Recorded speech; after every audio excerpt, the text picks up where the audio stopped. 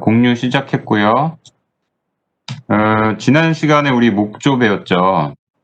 그래서 오늘은 철골이에요. 그래서 뭐 개요를 보면 기술 어떤 철을 만들어내는 기술의 발달하고 굉장히 밀접한 관계가 있어요. 이 구법이.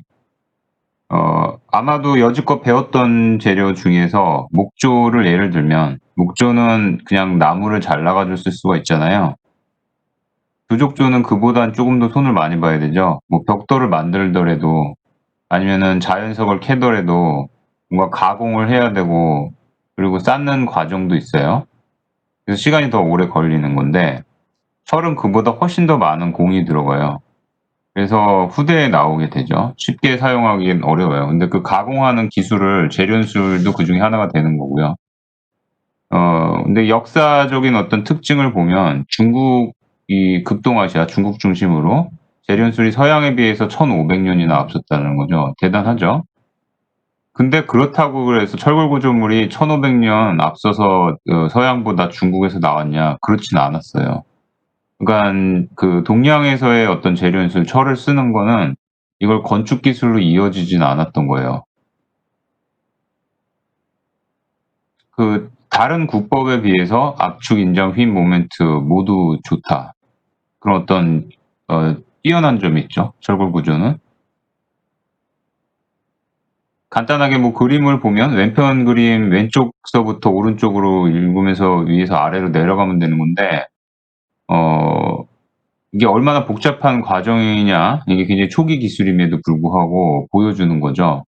일단은 철광석이라는 게 필요하고 철을 함유하고 있는 돌이에요. 이건 그 자체로 철은 아닌 거죠. 그걸 한번 가공을 하면 선철이라는 게 되는데 좀 불순물이 많이 좀 떨어져 나간 상태. 그래서 약간 금속덩이 같이 금속 덩어리처럼 보이는 정도?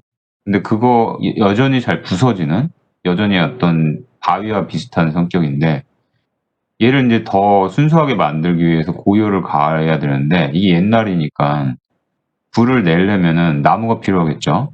근데 보통 나무 가지고 되는 게 아니라 고온을 가해야 돼요. 그럼 보통 나무 안 되니까 적어도 숯은 있어야 되는 거예요.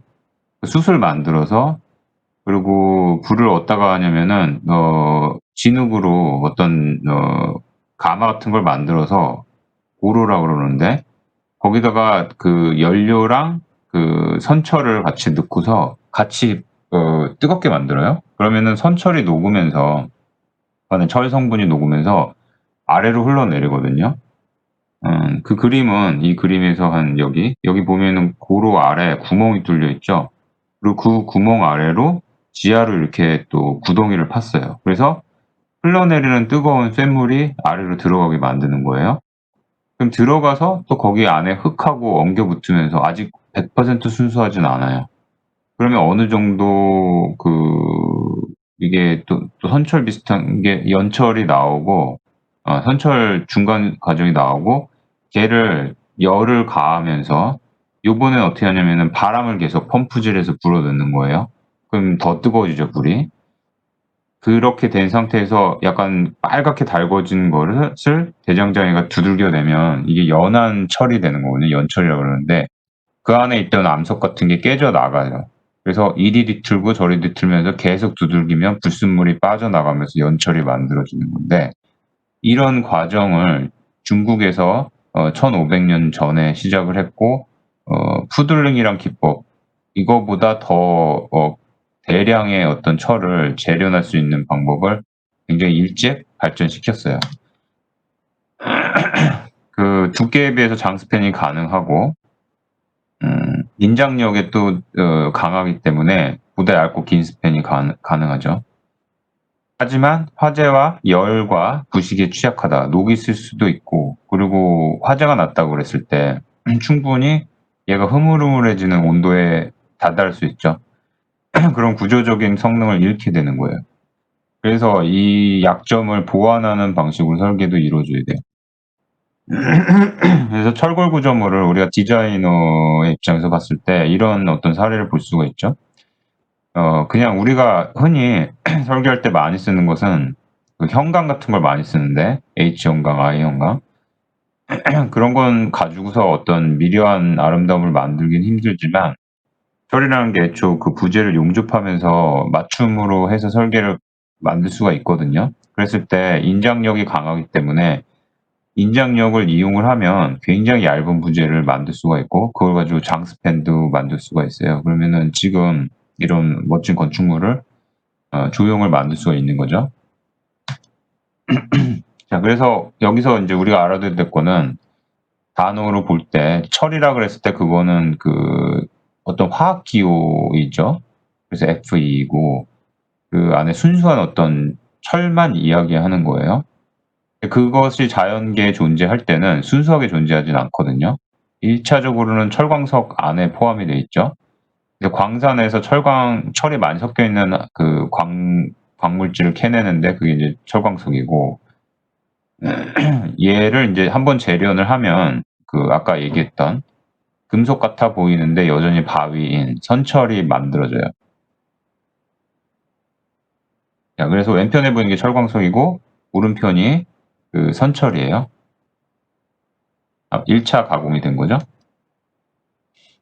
그 다음에 거기서 탄소를 이제 불순물이랑 탄소를 굉장히 많이 제거를 하면 부드러운 철이 돼요. 그래서 연철이라고 그래요. 여전히 철이니까 강한데 엿가락처럼 약간 연성이 있는 거죠. 하지만 굉장히 순수하진 않기 때문에 광재가 섞였어요. 그래서 대장간에서 빨갛게 달군 다음에 계속 두들기면은 광재가 부스러져서 밖으로 빠져나가죠. 그래서 옛날에 우리가 그 뭐 영화라든지 그 근세에 이르기 전에 썼던 어떤 그 철물들, 뭐 칼 같은 거 그런 거는 이제 주로 연철로 돼 있는 거고 단련해서 이제 만들어지는 거예요. 균열이 쉽게 발생하지 않죠. 부드러우니까 인장력이 우수하고 이제 반면에 그거랑 완전히 다른 성격 주철, 무쇠라 그러는 것은 탄소 함유량이 많아요. 연철은 굉장히 적은 반면에 그래서 얘는 굉장히 딱딱한데 그래서 압축력이 강한데 그리고 심지어 갈아낼 수도 있을 정도로 연삭을 할 수도 있고 근데 잘 휘어지지는 않아요. 그래서 탄성 한계에 이르면은 얘는 뚝 부러지는 성격이에요. 그리고 추가적으로 여러분들이 기억해야 되는 것은 얘가 일단 녹으면 유동성이 굉장히 좋다. 그러니까 연철 같은 경우는 엿가락같이 해갖고 뚝뚝 떨어지는 점성이 있는 녹은 상태 고온에 이르렀을 때 점성이 굉장히 강한 반면에 주철은 흐물흐물해진다는 거죠. 그러니까 그 캐스팅에 주물에 되게 많이 쓰이는 거예요. 그래서 복잡한 형상의 어떤 그 틀을 만들어 놓고 거기다가 주철을 녹여가지고 부으면 그 틀에 따라서 형상을 만들 수가 있는 성격도 있어요. 그래서 산업혁명 시기에 기계 같은 곳에 아니면 건물 외장재에도 많이 쓰였고 압축력이 강한 대신에 균열에 취약하고 그 인장력에도 취약해요. 그래서 이 두 가지가 산업혁명 시기 초기에 이제 등장하게 돼요. 그래서 왼편에 저 화려한 무늬 저것을 다 일일이 깎은 게 아니라 한번 그 철물이 아닌 석재 같은 곳에 사람들이 석고 같은 틀로 가공을 한번 저렇게 복잡하게 조각가들이 한 다음에 거기다가 주철을 들이부은 거죠. 주물. 그래서 주물로 이렇게 만든 거예요. 그래서 오히려 이 당시에는 저런 주철이 구조재료도 쓰였지만 장식재료도 외장재료도 많이 쓰였어요. 화려한 어떤 형태를 여러 번 찍어낼 수가 있으니까요. 반면 연철 같은 경우는 엿가락처럼 늘어진다 그랬죠. 그래서 대장장이가 두들기고 그래서 형태를 잡아내고 그래서 주로 선형으로 또 용접해서 붙이고 그 저런 어떤 선재 형태로 되어 있는 장식물에 많이 쓰였어요. 두 가지를 동시에 쓰던 시대예요. 그 산업혁명 시기라는 것은. 반면에 오늘날 우리가 쓰는 건축물에 있어서 대부분 쓰는 것은 강철인데 이건 스틸이라고 그러는 거예요. 아연하고 많이 다르죠. 탄소 함유량이 어떤 일정 비율 안에 들어가야지 강철처럼 아주 단단해져요. 그러면서 인장력도 있고 압축력도 있고 둘 다 강한 거예요. 근데 이 만드는 게 굉장히 복잡해요. 연철이라든지 주철에 비해서. 역사를 거슬러 올라가면 고대 때부터 터키에서 만들었다 그러고요. 오늘날처럼 강하고 이제 잘 뭐랄까 재련된 것은 아니지만 초기에 어떤 강철이 있었다는 얘기고, 뭐 스리랑카도 그걸 많이 제조했다 그래요. 근데 본격적인 어떤 근대에 만드는 공장에서 만드는 양산하는 그 강철은 19세기 말부터 나왔으니까 굉장히 최근에 나온 거죠. 이전에는 건축물에 쓰이기가 굉장히 어려웠겠죠. 강한 철을 만들어도 뭐 무기라든지 그런 데 쓸 수 소량 나오기 때문에 장신구 같은 데 썼을 거예요. 그래서 오늘날 우리가 쓰는 강철이라는 건 어떤 이런 형광이라든지 건축 부재로 많이 만들죠. 재련이란 말을 할 때는 철광석 안에 있는 그 철을 녹여내는 작업, 그리고 그거를 녹여내기 위해서 예전엔 숯을 썼고, 그 다음에 나중에는 산업혁명 시기에 이르러서 코크스를 쓰는데, 코크스는 석탄이 재료고요. 숯은 나무가 재료인데요. 공통점이 있어요. 둘 다 산소를 차단시킨 상태에서 열을 가해서 탄화시킨 거예요. 그래서 둘 다 까맣게 보이죠. 근데 그게 탄재가 아니에요. 재가 되면 이제 회색이 되고 가루가 돼서 강성이 없어지고 다 분말이 돼서 날아가는 게 이제 재가 된 상태인데, 얘는 그 산소만 빠져나간 상태라서 나중에 그 열을 가하면은 그냥 산소가 포함되고 습기가 포함된 상태보다 훨씬 더 뜨겁게 타요. 그래서 재련에 유리한 어떤 그 연료가 되는 거죠. 그래서 숯하고 코크스가 있다. 코크스는 석탄이 원료고 숯은 나무가 원료다. 이렇게 생각하면 돼요. 그래서 왼편 사진 보이면 위에 있는 것은 지금 숯이죠. 그래서 저 우리나라에도 많이 있던 거고, 왼편 아래에 있는 게 코크라고 불리는 거고, 그런 것이랑 철광석이랑 같이 고로에다가 넣고 연로에다가 넣고 열을 가해서 떼우면은 철광석 안에 있던 철 성분이 녹아내리면서 뭉쳐지는데, 여전히 그 안에 있던 다른 그 연료 포함해서 불순물하고 같이 섞이거든요. 그래도 철광석 안에 있던 것보다는 철이 훨씬 더 밀도가 높게 생긴 거예요. 그렇게 지금 이제 선철이 만들어지는 과정 상태를 보여주는 게 오른편의 사진이에요. 그리고 그런 것을 이제 연료랑 같이 철광석을 놓고 뜨겁게 달궈가지고 밀도를 높이는 그 가마를 고로라 그래요. 고로.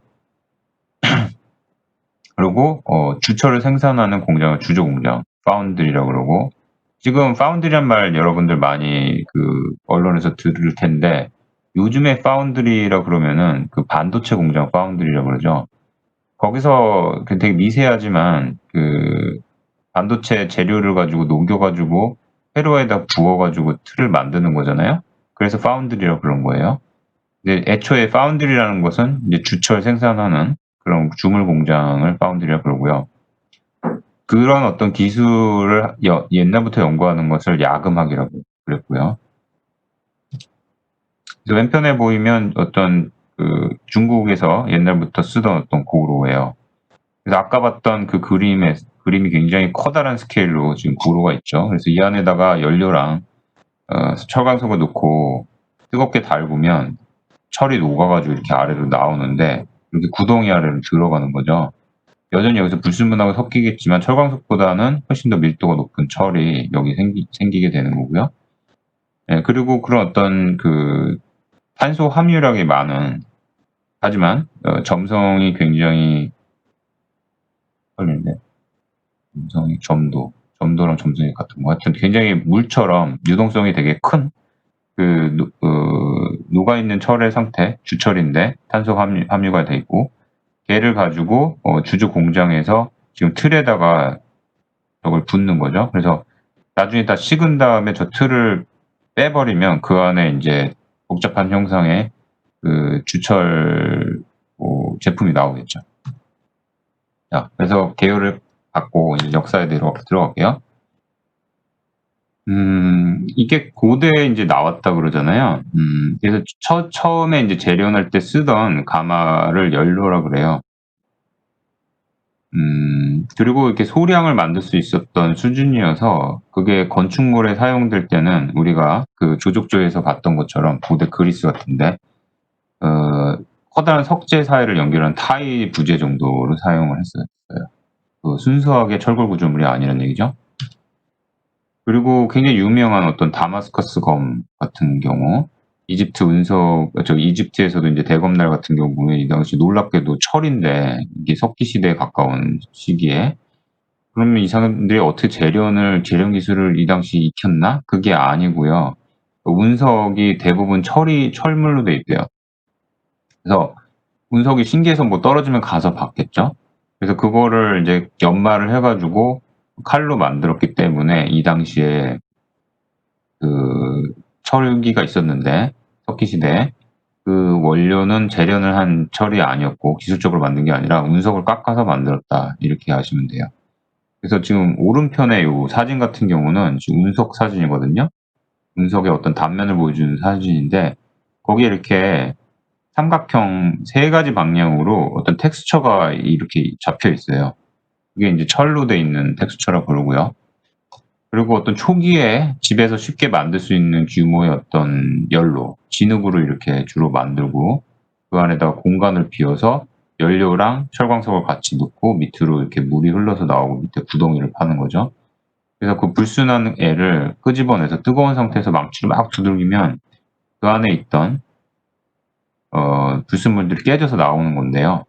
뭐를 상상하면 되냐면 여러분들이 끈적끈적한 엿이 있고 그 안에 뭐 땅콩이 박혀 있다. 근데 좀 엿을 따뜻하게 좀 녹인 상태에서 주물락주물락 하면서 한쪽으로 얇아질 때까지 계속 두들긴다고 생각하자고요. 그러면 땅콩은 거기서 부셔져 나가면서 가루가 돼서 떨어져 나가겠죠. 그리고 걔를 또 세워서 다른 방향으로 또 납작하게 하고 그럼 그쪽 방향으로 또 얘가 납작해지는 과정에 그 안에 있던 땅콩이 계속 부서져서 밖으로 나가겠죠. 그럼 점점 남아있는 것은 엿만 남아있고 그 안에 있던 애초에 있던 땅콩은 가루가 돼서 밖으로 빠져나가는데 그런 과정이에요. 지금 대장정이들이 하는 작업이. 그렇게 소량으로 만들어진 것을 이렇게 커다란 석고제 사이에 홈을 파고 서로 연결하는 타이로 고대에서부터 건물에선 사용을 했죠. 그러다가 이제 고로라는 것을 만들고 그래서 중국에서 좀 정년도 하면서 대량 생산을 하는데 연철을 그게 이제 서양에 비해서 굉장히 많이 앞섰고 그런 이유로 그 기술을 받아서 우리나라 가야 같은 나라도 철기가 많이 발전이 됐었죠. 그리고 여기서 어떤 푸들이라고 그러는데 나와 있는 그 쇳물을 계속 휘저어요. 그래서 공기 중에 휘저으니까 거기 있던 게 마치 수프를 휘젓듯이 국을 휘젓듯이 그럼 거기 있던 불순물들이 계속 떠다니면서 공기랑 이렇게 닿았을 때 불타면서 산화돼서 없어지거든요. 그러면서 탄소량이 점점 줄어드는 거예요. 그래서 연철을 많이 만들 수가 있었어요, 중국 사람들이. 그래서 우리나라에도 이 철기가 일찌감치 사용을 됐고 그리고 얘를 인제 연료를 넣고서 고온으로 불을 올리려면은 온도를 올리려면 산소도 그만큼 많이 공급을 해 줘야 되는데 그거를 인제 펌프를 주로 사용하죠. 부채질을 한다든지 펌프를 한다든지 이렇게 되는데 기계적으로 그 힘을 가하기 위해서 수차를 사용을 했다 그러죠, 중국에서는. 그래서 그 당시 어떤 그림 기록화를 보면은 이런 식으로 고로를 만들고 여기에 서로 사람들이 넣었다 뺐다 하면서 그 펌프질을 하는 거예요. 공기를 여기다 불어넣으면. 그래서 녹은 쇳물이 나오고 걔를 가지고서 여기다가 뜨거운 어떤 쟁반 위에다 올려놓고 계속 연료를 떼서 휘젓는 거예요. 그래가지고 불순물을 제거를 하고 탄소를 제거를 해서 연한 성격의 연철을 만드는 거죠. 이게 굉장히 일찌감치 중국에서 이 기술을 익혔어요. 그 독일에서 그러니까 서양에서 했던 건 14세기경 그 기술에 이르렀고 그리고 난로에서 탄소 성분을 낮추는 정년 과정이 있었고요. 음, 그리고 이제 주로 무기 만드는데 서양에서는 주철을 사용을 했고 건물의 어떤 구조 부재로 사용됐던 거는 한 18세기에 포르투갈 어떤 수도원의 기둥을 주철로 만들었다 그래요. 그래서 그림 보여드릴게요. 그래서 어떤 서양에서 사용하는 고로 비슷해요. 중국 거랑 비슷한데 이제 뭐 더 규모가 더 크고 더 기하학적인 형태로 꼼꼼하게 설계됐죠. 그리고 부분적으로 기계적인 부분이 많이 있고 이게 더 근세다 보니까. 예, 그리고 그렇게 나온 것은 이제 두들기는데 대장장이가 망치로 두들기는 수준에서 이제는 그 뭐 수차랑 연결된 훨씬 더 큰 해머로 기계적인 해머를 이렇게 두들기니까 더 커다란 부재를 만들 수가 있었겠죠. 그리고 요것은 그 최초의 어떤 건축물에 사용됐던 주철 기둥의 일례예요. 그래서 여기가 뭐냐면은 여기 이제 부엌이고 여기서 연료를 갖다 놓고 커다란 불을 만들어서 그 위에다가 뭐 고기도 굽고 하던 부엌이거든요. 거기에 이제 후드가 있겠죠. 요즘으로 치면 연기가 쫙 올라가니까 이게 후드예요. 지금 굴뚝으로 이어진 후드인데 걔를 지지하기 위해서 여기다 나무 기둥을 댈 수도 없고 그리고 석재 기둥을 했을 때 스팬이 되게 짧아지니까 스팬이 짧아지는 건 아니고 아무래도 기대해지죠. 기둥이. 그래서 요 사이에 공간이 많이 안 생기니까 아예 주철 기둥으로 지금 한 거예요. 그래서 뭐 나무로 때우는 그 불 정도야 얘네가 버티겠죠. 직접 닿지 않으니까 불이.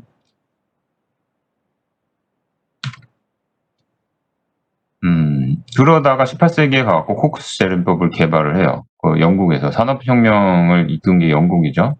그래서 그런 이유로 공장도 많이 생기고 증기기관으로 대체되면서 공기 펌프도 더 발전을 해서 훨씬 더 많은 양의 철을 생산할 수가 있는 거예요. 공장에서 이제 양산을 할 수가 있죠. 철교도 그래서 이제 산업혁명 나라에서 먼저 생기고 그리고 건축물에 어떤 그 철골 구조물이 초기에 많이 적용이 됐던 곳 역시 영국에서 볼 수가 있어요.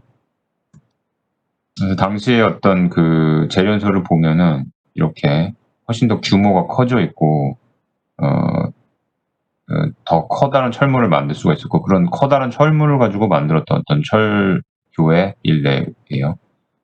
인제 우리가 더 들여다보겠지만 이 당시에 어떤 산업혁명 시기에 그 철골 구조물은 당시에는 그 뭐 건축 양식으로 보면은 고전주의니까 장식을 굉장히 중시하는 분위기잖아요. 그래서 철골 구조물을 만드는 데 있어서도 장식적인 면을 필수적으로 고려를 하고 형상에 있어서도 순수하게 어떤 철골의 구조적인 성능을 따라가기도 하지만 어느 면에 있어서는 그 조족조를 흉내내요. 조족조의 어떤 양식 같은 경우. 그래서 오늘날의 관점에서 봤을 때는 '오늘날 저런 철교를 짓는다.' 그러면은 두께 계산해서 그냥 두터운 그냥 그 형광을 놔 가지고 어쩌면 직선 부재로도 스팬이 이어질 수가 있을 거라고 보죠. 그랬을 때 어떤 그런 기하학적이고 반듯하고 단순한 형태보다 저게 더 아름답잖아요. 그래서 요즘에 봤을 때는 저게 더 아름답게 보여요, 장식적이기 때문에. 그리고 건축물에 있어서 뭐 루브르 궁 같은 경우는 계단실 지붕이 유리 지붕이었는데 거기에 또 철 부재를 사용을 해서 프레임을 잡기도 했었고 그리고 인제 바닥에 있어서는 여러분이 봤던 거랑 인제 겹쳐지는데 조족주 시간에 RC 구조물에서도 나왔었고요. 이미 세 번째 지금 등장하는 건데요. 그 바닥판을 점점 얇게 슬라브를 만드는 과정에 재가치도 나오고 거기 부분적으로 그 철물로 해서 보를 만들었어요. 처음에 목재로 빔을 만들다가. 그러는 과정에 이게 철물이 부분적으로 만들죠. 그리고 철물을 가지고 인장력을 이용해서 바닥판을 얇게 만들긴 하지만 그 철물이 얇은 철물이 불에 굉장히 취약하니까 그걸 또 보강하기 위해서 그 뭔가 그 합성 재료를 많이 사용하게 되는 거죠. 이 경우 지금 점토리를 사용을 했다고 얘기를 했어요. 그래서 지금 순수하게 어떤 조족조 건물에 걔를 연결하면서 보강하는 마치 뼈 부러진 사람 안에 어떤 철골 심 같은 걸 박아 가지고 그 뼈를 연결하는 거랑 되게 비슷한 이치죠. 저런 어떤 보강제로 사용이 되기도 하다가 순수하게 그 철골을 다른 어떤 부재를 보강하는 부재로 여기서 인제 사용되는 어떤 일례예요. 이 경우는 이제 항아리 같이 테라코타의 콘 모양의 테라코타 부재를 이어 붙여 가지고 이렇게 바닥면을 구성을 하고 거기에 인정력을 부과하기 위해서 좀 이렇게 아마 연철이겠죠? 연철로 돼 있는 트러스를 짜서 이렇게 중간중간에 심어 놓은 거예요. 그래서 얘가 합성 부재로 해서 슬라브 통판을 이제 만드는 거죠. 근데 철근 콘크리트 구법이 아직 정착되지 않은 그 전 단계라고 보시면 돼요. 그러다가 이전까지는 고로에서는 연료랑 철광석을 같이 놓고서 녹여서 하다 보니까 철물이 이렇게 흐르는데 어쨌거나 순수하진 못하거든요. 다른 재료랑 섞여서. 근데 한편에서 중국에서는 그렇게 나온 것을 커다란 그 쇠쟁반 같은 데다가 놓고 계속 휘저어가지고 푸드라고 불리우는 그 구법 같은 걸 이미 사용을 하고 있었어요. 그래서 탄소를 다 날려버리고 연초를 만들었었죠. 근데 영국에서 18세기에 무슨 생각을 하냐면은 애초 얘를 뜨겁게 달굴 때부터 재료랑 연료랑 철광석을 분리하는 것을 생각을 해요. 그러면은 얘가 연료는 A라는 그릇에서 타고 있는데 B라는 그릇에 철광석이 있는데 얘가 녹아야 되잖아요. 그럼 열을 반사시켜서 보내줘야 되겠죠? 연료에서 나오는 그 열을. 그래서 그걸 반사로라고 그래요. 그리고 반사로를 통해서 발생하는 열을 그 푸들 쪽으로 보내고 푸들 안에 있는 철광석이 녹는데 그때 걔를 계속 휘저어가지고 탄소를 제거를 해서 재련을 하는 기술을 개발을 합니다. 그리고 그렇게 만들어진 선철을 가지고서 뜨겁게 달군 상태에서 대장장이들은 이제 망치로 두들겼고 수차랑 연결시켜서 보다 커다란 기계적인 망치를 두들기고 했었죠, 이전 시대에. 근데 이번에는 롤러로 얘를 짜내는 방식을 개발을 한 거예요. 롤러라는 건 엔진하고 연결이 되면 엔진은 회전 운동에 가장 적합하잖아요. 그래서 롤러 바퀴 두 개를 회전을 시키는 거예요. 그럼 그 바퀴 두 개가 굉장히 가깝게 있는데 그 사이로 선형 형태로 돼 있는 그 선철을 밀어 넣는 거죠.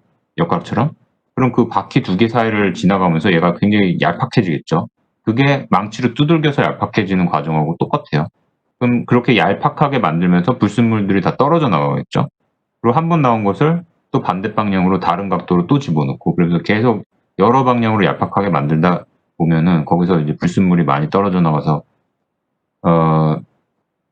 어, 연철이 이제 생산되는 건데요. 그림으로 보면 이렇게 반사로라는 건 이런 거예요. 그래서 여기 푸들이 있어요. 여기 철광석을 놓고요. 여기는 연료를 놓는 거예요. 그래서 연료를 막 때우면 지금 맞아요. 연료를 막 때우면 이 천장이 반사 역할을 하는 거예요. 여기서 열이 반사가 됐고 일로 계속 가해져요. 그럼 얘가 뜨거워지면서 철광석이 녹겠죠.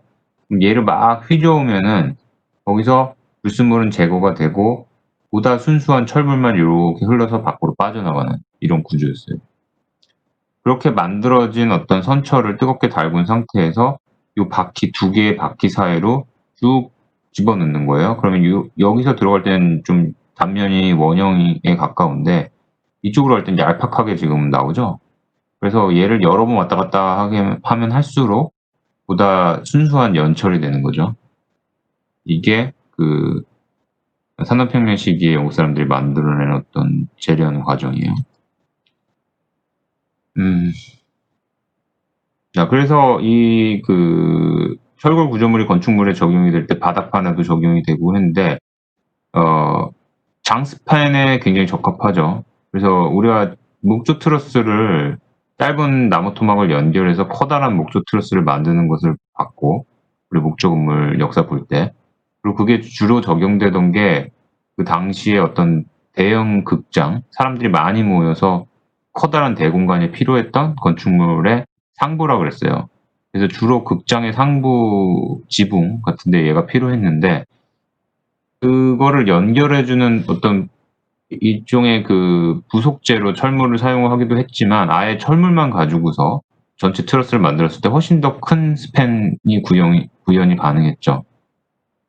근데 문제는 거기서 그 대형 화재가 발생했을 때 얘가 금세 녹아내려 가지고 무너져서 되게 위험하다는 거죠. 그래서 얘를 이제 피복하는 방식을 고민하고 그게 이제 시멘트하고 합성하는 그 부법을 거기서 이제 만들게 되는 거죠. 넘어가면 당시에 이제 이런 식으로 극장이 돼 있어요. 그래서 예를 들어 지금 이게 왼편에 보이는 건 오데온 극장인데 파리에 이제 오페라 같은 오래된 그 건물에 가서 보면은 안에 들어가서 투어도 할 수가 있거든요. 그럼 뭐 지붕이 저렇게 주로 돔 형상으로 돼 가지고 거기 화려한 그 벽화 같은 게 프레스코 벽화가 그려져 있어요. 근데 그러면 얘가 돔으로 되어 있나? 이렇게 생각할 수 있죠. 그 실내에서 봤을 때. 근데 우리가 세인폴 성당이라든지 그 이전에 그 주족조 할 때 배웠지만 실내에서 보는 돔하고 건물 밖에서 보이는 돔이 사실은 다른 돔이라고 알려드렸잖아요. 그 돔을 여러 켜로 이제 쌓는 건데 오페라 하우스 같은 데 있는 그 건물은 사실은 이 극장 객석 말고도 바깥쪽으로도 굉장히 많은 부속실이 들어가서 얘를 하나의 스팬으로 지지하려면 훨씬 더 거대한 트러스가 필요해요. 트러스가 거대하다는 얘기는 얘의 높이도 굉장히 높다는 얘기죠. 그래서 이 정도의 돔 가지고는 해결이 안 되는 거예요. 그래서 얘는 굉장히 얇은 그 막구조는 아니고 굉장히 쉘과 같은 구조로 해서 사실은 이 트러스 밑에 매달려서 있는 거예요. 그리고 이거는 이제 지붕을 지금 파리에 있는 어떤 건물의 지붕인데 밖에서 보면 이제 모르지만 그 안에 이제 트러스를 이렇게 주철로 해서 잡았는데 얘가 역사적으로 굉장히 이른 시기에 나온 어떤 철골 트러스라서 유명해요. 그 재가치에 대해서도 우리가 조족조 때 배웠는데 재가치라는 건 아치 자체는 조족 구조로 돼 있잖아요. 벽돌 같은 걸로 돼 있는데 그 양편에 초기에는 목재로 해서 역할을 잡아줬는데 나중에는 이거를 주철 아예 단면을 가진 주철로 해서 얘를 잡죠.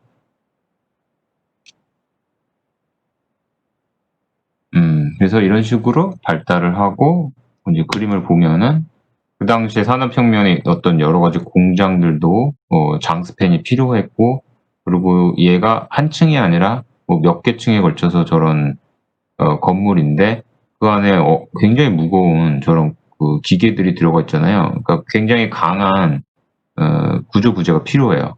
그래서 이제 철골이 필요했던 거예요, 이 시기부터. 그리고 저렇게 철골 자체는 열에 약하기 때문에 얘를 피복하는 위아래로 피복하는 그런 어떤 기술이 많이 발전이 되면서 고민이 되면서 슬슬 이제 RC 구조가 개발이 되는 거죠.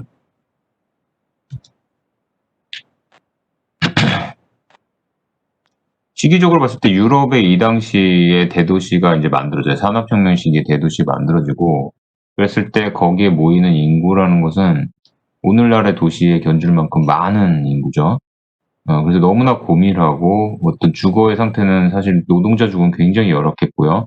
반면에 부르주아층의 그 삶의 방식이라든지 그 호화스러우면은 또 극단적이었죠. 돈이 굉장히 많았고 귀족 부인들도 있었고 그래서 상업가로는 또 화려한 부분은 굉장히 화려했는데 그 상업가로를 주로 유리 지붕으로 덮었어요.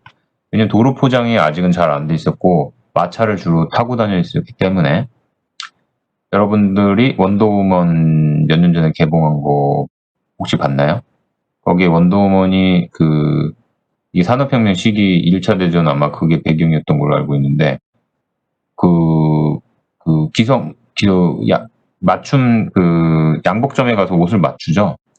그랬을 때 물론 발차기 하느라고 속치마 입는 것을 여자가 고르지만 신발을 보면 굽이 굉장히 높아요. 가죽 신발로 되어 있고. 그리고 밖에 나왔을 때 보면 다 진창이에요. 마차가 다니느라고. 그래서 굽도 높았어야 되고 근데 치마가 바닥까지 내려가니까 치마를 들고 다니든지 아니면은 남자의 에스코트를 받아야 돼요. 그래서 뭐 심지어 굉장히 이 여자를 굉장히 아끼는 남자 아니면 하인이다. 그러면은 자기 옷을 벗어 가지고 진탕에 깔기도 하고 뭐 그러던 시대였잖아요.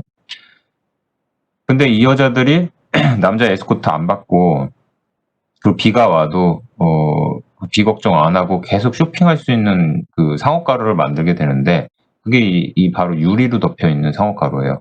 거기는 바닥도 대리석으로 깔고 거의 실내 거실에 와 있는 것 같은 느낌이 있는 어떤 걸 이제 주로 패시지라고 부르는데 그게 유럽 대도시에는 이 당시에 다 나라마다 다 등장을 해요.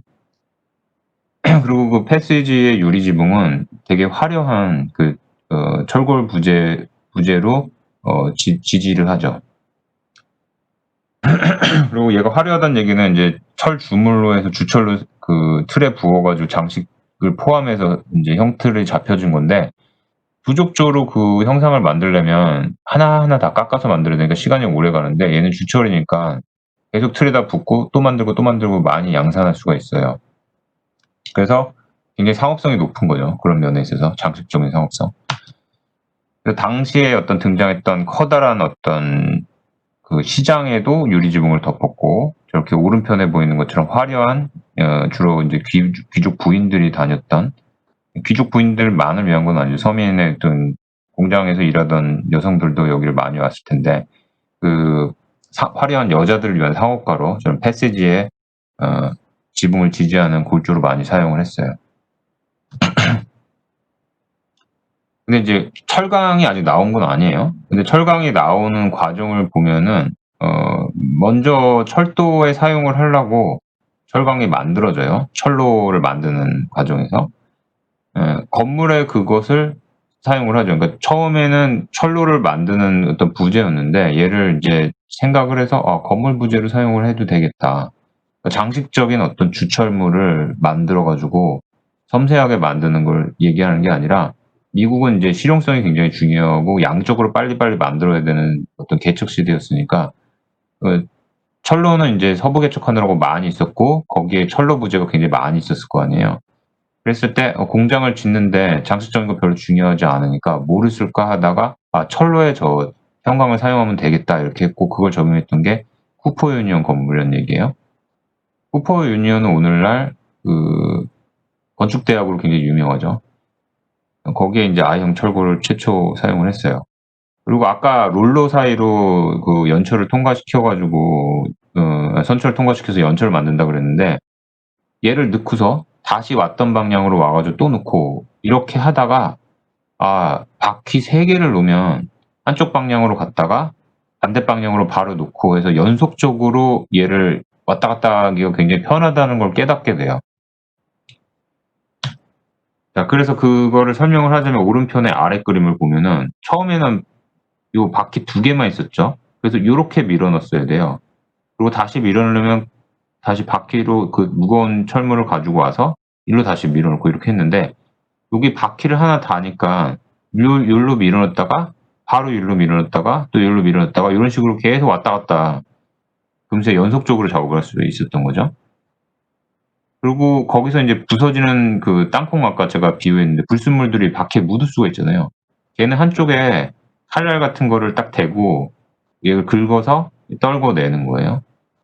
아이 형광을 만드는 과정은 요런 바퀴 자체를 이렇게 볼록하게 오목하게 만들어 가지고 이 사이로 계속 여러 번 들어갔다 나왔다 하면은, 처음에 이렇게 뚱뚱하던 애가 점점 이렇게 형태를 갖추면서 요런 식으로 원하는 형광 사이즈로 변하는 거죠.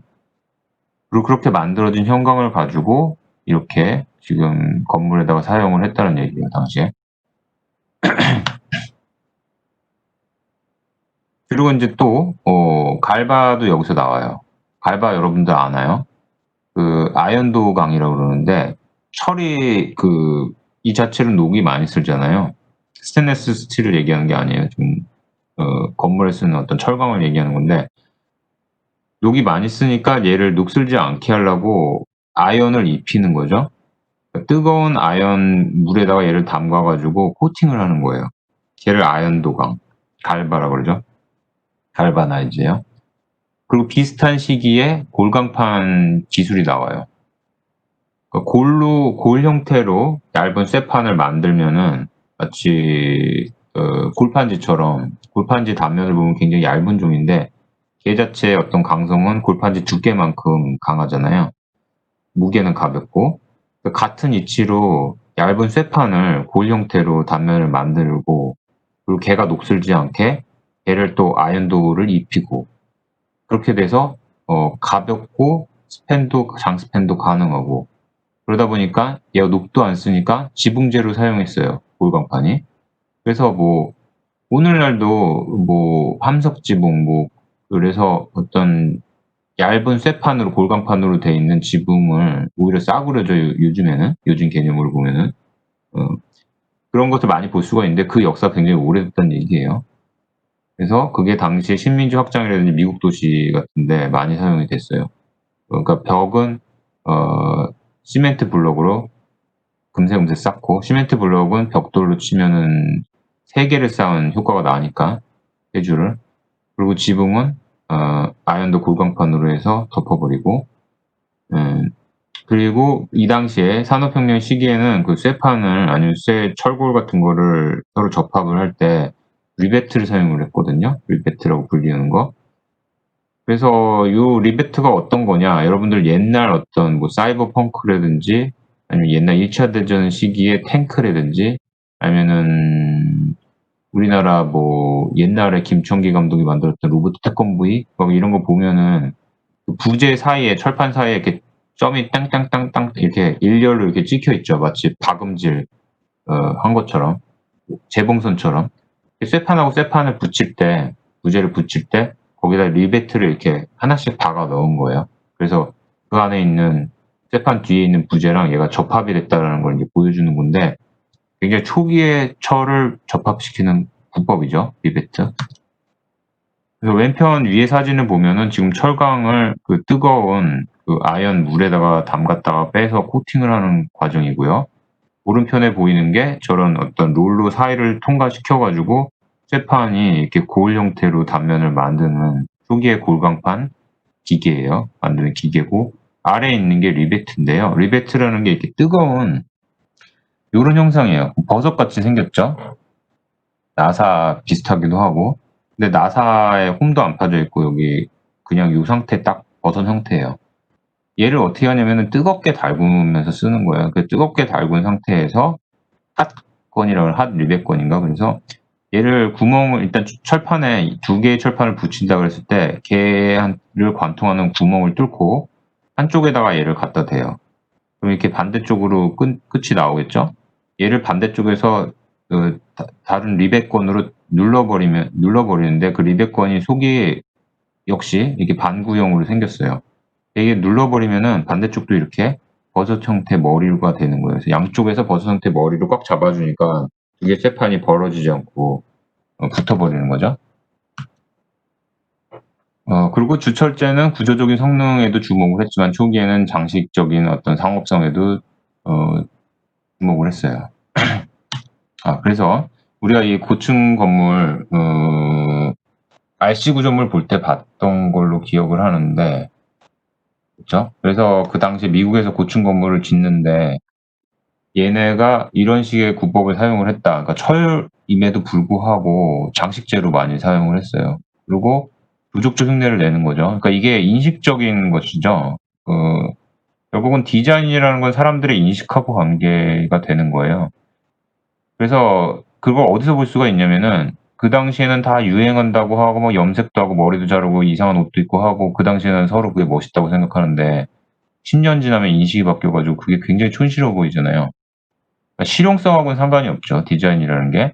이 당시에 철물이라는 건, 철은 사실은 이런 형태로 갈 필요가 없었던 건데, 이 당시에 인식이라는 거는 과거에 머물러 있는 시대다 보니까 조족조 흉내를 내는 거죠.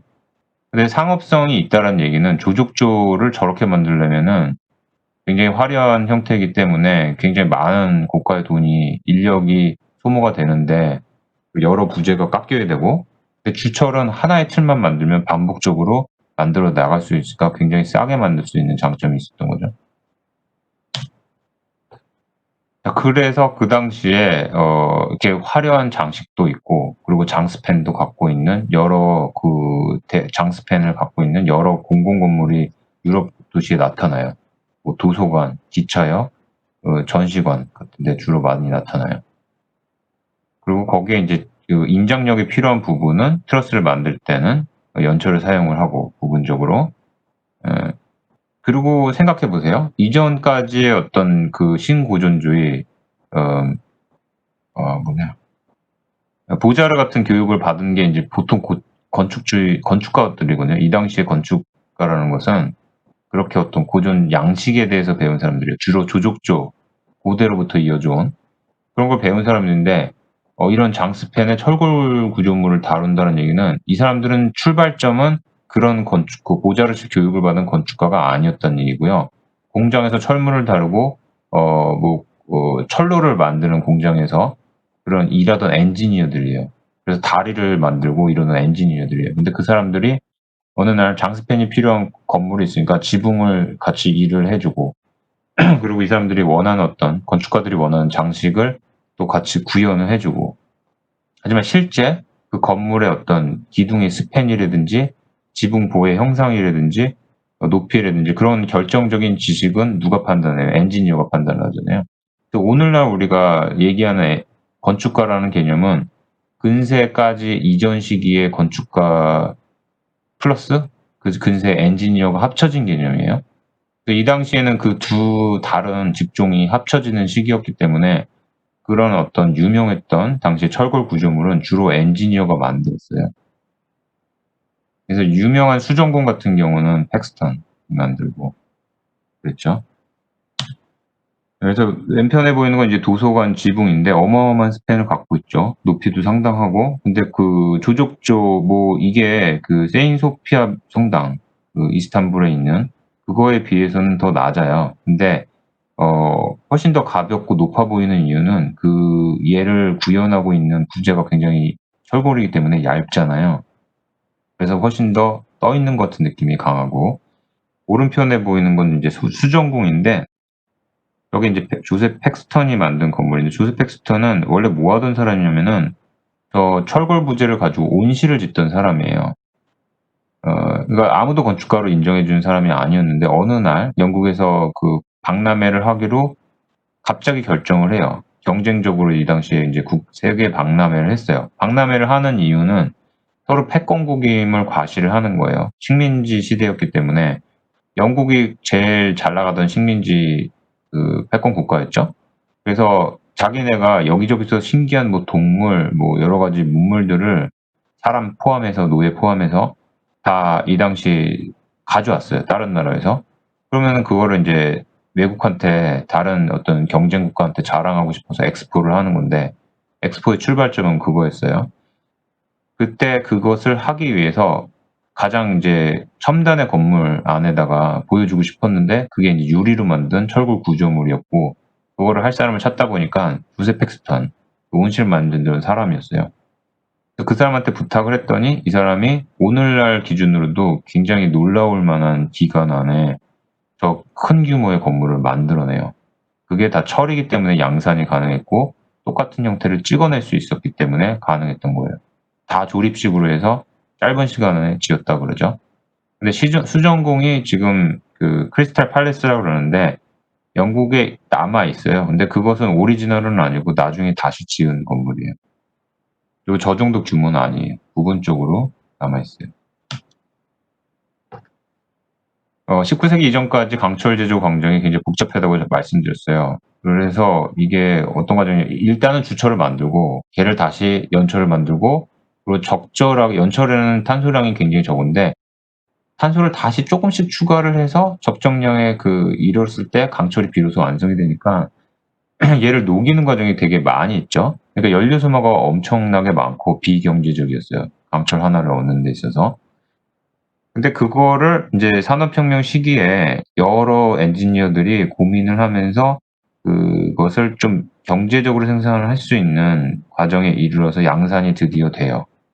그 과정을 보여주는 게 두 번째 문단이에요. 19세기에 그런 복잡한 여러 사람 엔지니어들이 독일의 지멘스사 굉장히 유명하죠. 지멘스도 있고 여러 사람들이 지혜를 짜내서 강철을 양산할 수 있는 시대가 됩니다.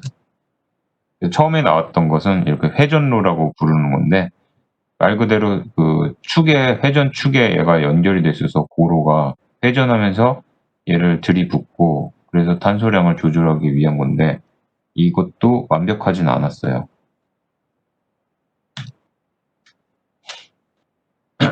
그리고 그런 장스펜을 만들어 가지고 산업혁명 시기다 보니까 그 공장에 많이 사용을 하게 되죠.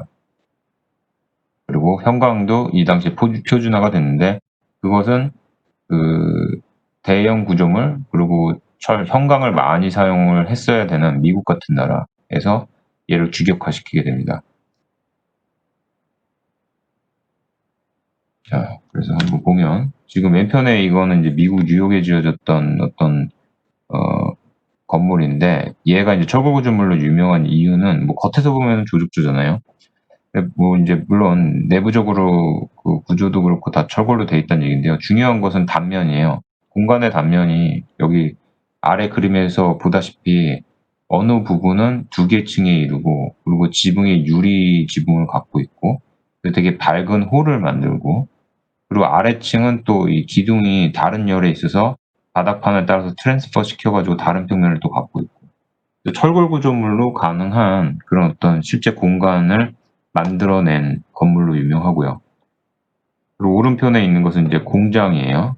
근데 이제 재밌는 점은 이게 그 초기의 교회들, 뭐죠? 교회 단면, 이렇게 회랑이 있고 양편에 좁은 그러니까 양편에 회랑이 있고 가운데 이렇게 솟아있는 그 지붕이 있는 그 교회의 단면 하고 유사하죠. 공장의 단면이. 그래서 가운데가 더 솟아있는 단면이 있고 이제 철골 부재로 돼 있고 양편에 아일이 양편에 있는 교회의 단면하고 초기 교회의 단면하고 비슷해요. 로마 시대에 나왔던 거랑. 근데 스케일은 훨씬 더 크죠. 철골 구조물이니까. 그리고 이것은 이제 형광 보여주는데 이건 I 형광이고 이건 H 형광. 뭐 이런 것을 규격화시켰던 게 독일하고 미국에서 이 당시에 이루어졌다라는 얘기고요. 에펠 되게 유명하죠. 근데 이제 여러분들이 또 기억해야 될 것은 미국에 있는 자유의 여신상은 프랑스가 선물한 거죠. 그것을 만든 사람이 또 역시 에펠이라는 얘기예요. 그래서 먼저 미국의 자유의 여신상을 만들고 에펠이 그 다음에 파리에서 엑스포 할 때 에펠탑을 만들어요. 근데 파리에서 에펠탑을 지었을 때는 오늘날은 다 파리 하면 에펠탑 생각하지만 당시엔 욕을 엄청 먹었죠. 저런 흉측한 것을 어디서나 볼 수 있는 것을 평평한 파리 같은 도시에다가 지어놨다고. 네, 그래서 보여줄게요. 그래서 에펠탑이고 그리고 당시에 어떤 비난 때문에 이런 장식적인 구조적으로는 필요 없는 부분도 에펠이 더했죠.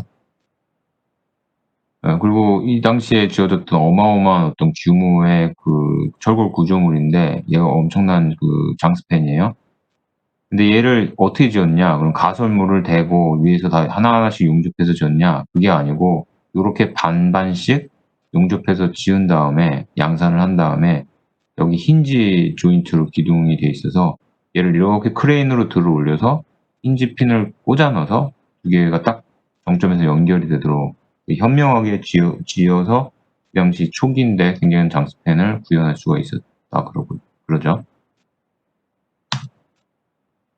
요거 이제 나왔던 이미 읽었던 거예요. 그래서 미국에서 하이라이즈를 만들 때 처음에는 케이지 구법, 그 다음에는 스켈레톤 구법이 만들어졌는데 케이지 구법은 그 외피가 하나의 통으로 돼 있어서 10층 건물이면 위에 상층부에 있던 게 1층까지 한 번에 전달이 되거든요. 그러니까 외벽 단면을 봤을 때 1층은 굉장히 두터울 수밖에 없었던 거죠. 근데 스켈레톤 구법은 커트널 구법에 유사한 거죠. 그래서 골조랑 코어가 안에서 기둥으로 다 잡아주고 외피는 그 각 층에 해당되는 무게만 외피가 담당을 해주면 됐어요. 그래서 당시에 그 케이지 구법으로 지었을 때 건물의 이제 그 일레인데 밖에서 보면 잘 알 수 없지만 단면을 잘라보면 아래로 갈수록 그 외피의 단면이 여기 이제 외피의 단면이 좀 광정 같은데요. 여기는 점점 두꺼워지는 걸 우리가 볼 수가 있어요. 그리고 나중에 이제 스켈레톤 구법이 와서 이런 또 외피가 밑으로 갈수록 두꺼워질 필요는 없고 사실상 커트널 구법이 가능했던 시기였어요. 근데 아직 인식적으로 커트널 구법을 시도는 안 했어요. 그리고 그렇기 때문에 밖에서 보면은 조죽조 같은 외관을 갖고 있었죠. 철골 건축물들이. 그리고 건축물에 최초로 형광을 사용했던 건물이 홈 인슈런스 빌딩이라고 부르고요. 그리고 그 건물은 또 특이한 점은 오늘날 우리가 고층 건물 설계를 할 때, 하다못해 5층짜리 상가 건물을 설계할 때도 코어를 계획을 하는데 그런 코어 계획을 이게 어떤 원형을 볼 수 있는 건물이기도 하고요. 이거는 이미 지난 시간에 봤던 슬라이드예요. 여기 이 오른쪽 그 평면을 보면 엘리베이터 4개가 있고, 거기에 덕트도 있고, 한쪽에 계단도 있고, 좀 엉성하지만, 어쨌든 오늘날 코어에 해당되는 부위가 뚜렷하게 보여요. 그리고 그런 어떤 마철로, SOM 같은 회사 3명인데, 1명이 건축가고 2명이 엔지니어. 그래서 이 당시 시기라는 것은 건축가와 엔지니어가 합쳐지는 시기였다.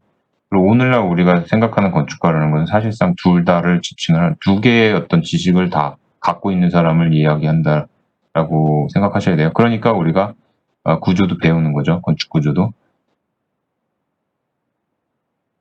엘리베이터가 개발이 되면서 수직 조닝이 되고 그래서 마철로가 많이 건설됐고요. 그래서 당시에 어떤 지어졌던 뉴욕의 마철로들을 보면은 왼편이 울버스 빌딩이라는 것이고, 맞나? 울버스 맞나?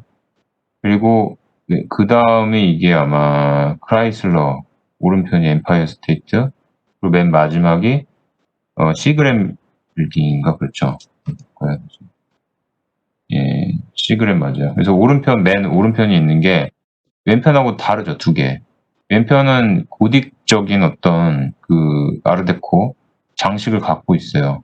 장식 뭔가 조족조를 흉내내려고 그러고 실제로 재질도 조족조처럼 보이지만 철골 구조물인 거죠. 근데 오른편 저것은 미스 반데로에가 만들었고 그 사람은 근대 거장으로서 커튼월 구법을 그냥 정리했고 순수하게 철골 구조를 그대로 드러내면서 철골로만 할 수 있는 외장을 만들었어요. 그리고 짓기도 되게 편하게 똑같은 형상을 반복적으로 사용을 했죠. 그리고 나름대로의 미학도 있었고 같은 시기임에도 불구하고 굉장히 다른 그 인면을 지니고 있죠. 그리고 여러분들이 또 하나 기억해야 되는 건 철골 구조물하고 관련해서 이게 앞으로 몇 번 더 나올 텐데요. 그리피스 이론이라는 거예요. 그게 뭐냐면 풍선이나 유리 같은 걸 생각할 수가 있는데요. 풍선이 얇은 막이잖아요. 근데 거기다 바람을 불어넣으면 팽팽하게 해서 이렇게 눌러도 어느 정도 버티는 강성을 갖고 있죠. 인장력을 가져요. 인장력이 아니라 장력이 걸려요, 표면에. 그래서 단단해지는데 막구조처럼. 근데 바늘을 갖다 대면은 얘가 어느 순간 빵 터지면서 완전 사라져 버리죠. 구조물 전체가 부서져요. 유리판도 마찬가지죠. 유리판이 굉장히 넓다 한들 거기다가 한쪽에다가 망치를 쳐가지고 구멍을 내면은 와장창하고 사실상 그 유리판 전체를 쓸 수 없게 돼요. 구조적인 강성을 잃게 돼요. 하지만 조족조도 안 그렇고 철판도 안 그래요. 구멍을 내면 구멍을 지닌 채로 전체가 부서지진 않아요. 물론 유리판처럼 얇은 돌판 같은 경우는 유리판하고 거의 똑같아요. 그런 특성을 가진, 구조적인 특성을 가진 것을 연구하는 과정에 그리피스라는 사람이 이런 얇은 판이라든지 그런 것은 언제 깨진다, 어떤 특성을 지닌다, 그것을 이해하도록 정리한 게 그리피스 이론이에요. 그래서 철판에다가 구멍을 내는데 뭐 하나 두 개 낼 때는 괜찮았어요. 근데 얘조차도 예를 들면은 탄소량 함유량이 많으면 많을수록 얘는 부서지는 성격이 있잖아요. 연철하고 달리. 근데 리베팅을 하면은 구멍을 이렇게 마치 그 재봉선처럼 계속 연속적으로 내는데 그 그리피스 이론에 따르면 그렇게 냈을 때 이 철판의 강성이 한계에 이른다는 걸 깨닫게 돼요. 그래서 어느 시기가 되면은 구멍을 뚫지 않고 리벳을 더 이상 사용하지 않고 용접을 해버리는 거죠. 완전히 붙여버리는 거예요. 그 왼편에 저거는 이제 구조 프로그램에서 분석한 건데 여러분들이 천을 찢을 때 그냥 천 하나를 잡고서 찢으려면 안 찢어지죠. 근데 거기다가 칼날 아니면 이빨로 조금 틈을 낸 다음에 그 다음에 찢으면 쫙 하고 찢어 나가요. 역시 그것도 그리피스 이론에 따라서 분석이 되는 거예요. 그걸 지금 구조적으로 그 컴퓨터로 분석한 사진이고 오른편은 이제 용접하는 건데 이제 리벳을 안 쓰고 오늘날은 뭐 볼트로 서로 체결을 하고 그 다음에 아니면 용접을 하든지 하잖아요. 그게 이제 그 리벳을 많이 썼을 때 그리피스 이론에 따르면 강성을 잃고 취약해지기 때문에 저런 용접으로 대체가 된 거란 얘기고요. 그리고 이제 커튼월의 개념을 정립시킨 거는 그루피우스라고 할 수가 있고 그래서 철골 구조물을 만들었는데 철골의 철골 구조물이 주족조랑 다르다는 걸 깨닫게 돼요. 그게 어떤 거냐면은 주족조 같은 경우는 아니면 목구조도 그렇고 목구조도 어떻게 보면 소송 이론에 가까울 수도 있는데 철골 만약 조족조 기둥이나 보가 있을 때 걔가 부러진다고 생각을 해요. 부러지면 바로 와르르 무너지잖아요, 건물이. 근데 철골은 안 그래요. 얘가 부러지는 경우는 거의 없고 약간 휘어지는 거죠. 기둥도 그렇고. 그럼 휘어진 상태에서 건물이 바로 무너져 내리냐? 뭐 마감재가 떨어져 나갈 수 있지만 건물이 바로 무너지질 않아요. 그런 어떤 그 철골 특유의 그 유연성이 있어요. 플라스티시티가 있는 거예요. 그 가소성. 그래서 그 가소성으로 어느 정도 버티기 때문에 얘의 부재 크기를 최소화시킬 수가 있겠다. 이런 생각을 하게 돼요. 그 가소성을 응용을 하지 않으면 철골 부재 같은 걸 되게 두껍게 사용을 하고 주철 같은 걸 사용을 하고 일부만 연철을 사용을 하고 이렇게 하는데 강철도 등장을 하고 그래서 그 소송 이론을 깨닫게 되면서 철골 부재를 굉장히 얇게 해도 얘가 버틴다라는 걸 이제 깨닫게 되죠. 그런 것을 또 적용했던 게 뭐 어떤 저런 일례도 있고 그리고 이제 미국 같은 경우 마철로 설계를 하면서 얘를 이제 풍동 실험까지 하는 거죠. 그 측면에서 그 센 바람이 가해질 때 이 건물이 어떻게 버틸 것인가 그런 것도 실험을 하게 돼요. 커튼월이 이제 개념이 정립이 되니까 디자인이 이전 시대랑 완전히 결별이 되죠. 고전 시대까지의 디자인하고 국법부터 너무 다르잖아요. 시대도 많이 달라졌고 기계주의에서 나올 수 있는 전혀 다른 시대의 미학을 새로 만들어내는 거니까 이 당시 건축가들은 그러니까 이 당시 디자이너들은 자기들은 정말 이전 시대랑 다른 시대에 태어났다고 생각을 했어요. 너무나 강렬하게. 그래서 스스로를 그 전통으로부터 완전 결별한다고 생각을 했던 거죠. 근데 사실은 전통 안에 배울 게 굉장히 많이 있는데 그 어떤 표피적으로 드러나는 국법의 변화라든지 그런 게 너무 심했기 때문에 굉장히 관련이 없다고 생각을 했어요. 그래서 나왔던 어떤 대표적인 디자인 인면이고 그 근대주의. 그리고 오른편 단면 같은 경우는 이전보다는 훨씬 더 얇아진 지금 그 철골 부재를 보여주는데 오늘날 기준으로 보면 그냥 오늘날 흔히 쓰는 구조 부재이죠. 이전보다 훨씬 더 얇아지고 가소성을 이용을 해서 가벼운 철골 구조물로 갈 수가 있었던 거예요. 그리고 장 프로브라는 건축가 굉장히 유명하고 가구 디자이너로도 굉장히 유명한데 일단은 건축가로 분류가 되죠 오늘날은. 이 사람의 특징은 그 뭔가 조립식으로 해서 간편한 디자인을 많이 했어요. 그리고 건축물에 적용을 할 때 있어서 가벼운 비철 금속을 사용을 했다는 거죠. 대표적으로 알루미늄. 그래서 강성이 강철처럼 세지도 않은데 걔를 잘 상세 설계를 해서 조립식으로 가볍게 건물을 만들 수 있는 거를 이제 풀어낸 거예요. 그리고 뭐 미스 같은 경우는 IIT 크라운홀 보면은 미스 건물들이 대부분 철골 부재가 밖에서 보이잖아요. 그만큼 뭔가 미학적으로도 얘를 노출을 많이 시키려고 그랬어요. 사실은 그러면서 IIT 크라운홀 같은 경우는 무지무지 커다란 보람 기둥이 밖으로 튀어나와 있는데 그 당시 이제 핑계를 댈 때 화재가 나면 얘를 밖으로 빼놔야지 실내에서 주로 화재가 발생하기 때문에 보호를 오히려 할 수 있다는데 그건 말이 안 되는 이유가 주로 불이 나면 유리창이 깨지면서 화염이 밖으로 외벽을 타고 올라가는 경향이 더 강하거든요. 그래서 이건 좀 말이 안 된다 그러죠. 코르텐도 만들어주고 그래서 지금 보면은 IIT 그 크라운홀 전시장 같은 경우 왼편 위에 보이는 것처럼 철골 부재가 완전 밖으로 튀어나와 있어요. 멋있긴 멋있어요. 네, 그리고 장프로브의 그 건물, 알루미늄 건물이 왼편 아래에 있는 저 건물이에요. 파빌리온 같이 생겼죠? 그리고 인랜드 사옥 오른편에 있는 저 건물이에요. 그래서 외골조로 사용됐던 건물이에요. 지어진 건물들.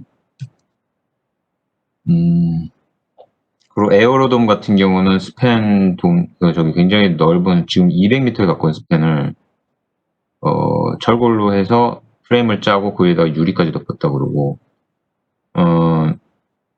슈퍼 프레임이란 개념이 나와서 이 하이라이즈가 더 높아져요. 이제 뒤에 그림으로 보여드릴 텐데 훨씬 더 커다란 스케일의 그 외골격을 건물에 적용을 해서 이 건물을 훨씬 더 크게 만든 또 더 높게 지은 건데 바로 이런 건물들이에요. 자, 보면은 이게 왜 슈퍼라는 이름이 들어가냐? 이게 하나의 어떤 그 구조 부재 단위가 여러 층을 한 번에 관통할 정도의 크기거든요. 그래서 슈퍼 사이즈가 된 거죠. 그래서 이 경우는 뭐 트러스로 가고 이 경우는 평면을 보면 알 수가 있는데 얘도 비슷한데 얘는 정육면체 평면을 보면은 얘는 정삼각형 오른편은 IMK 이건 누구더라 모르겠어요. 이거는 뭐 그런 어떤 SOM 같은 회사일 텐데 평면이 이렇게 어떤 기하학적인 단위로 돼 있어서 걔가 출발할 때는 9개로 출발하는데 뭐 10층에 올라가면 그 중에 하나가 빠지고 해가지고 점점 이렇게 돌아가면 순서대로 빠져나가면서 위로 점점 단면이 줄어들어서 옆에서 강한 바람이 불었을 때 아래쪽은 되게 튼튼하고 위에서는 유연하게 약간씩 흔들리면서 버틸 수 있는 그런 단면을 지닌 하이라이즈죠. 그런 이치를 이용해서 이 두 건물은 지어졌다고 보면 되고 이것은 어떤 슈퍼 스트럭처를 슈퍼 프레임을 활용을 해서 설계가 된 하이라이즈예요.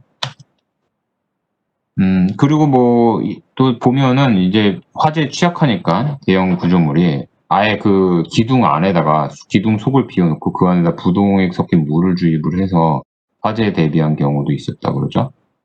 그래서 대표적으로 우리가 이제 알고 있는 유명한 건물 중에 퐁피두 센터가 그렇대요. 퐁피두 센터 보면은 밖으로 다 기둥이 나와 있거든요. 설비부터 해가지고.